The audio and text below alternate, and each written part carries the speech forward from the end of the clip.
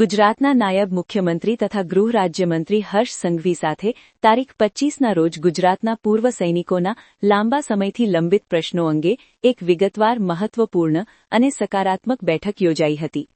આ બેઠકમાં ગુજરાત પ્રદેશના અધ્યક્ષ લેફ્ટનન્ટ કર્નલ અમૃતલાલ મકવાણા, રાષ્ટ્રીય મંત્રી અશોક ચાવડા, કોષાધ્યક્ષ નાયક અજીત, સંગઠન મંત્રી નાયક અશ્વિન સલાટ સહિતના પૂર્વ સૈનિકોના પ્રતિનિધિઓ હાજર રહ્યા હતા.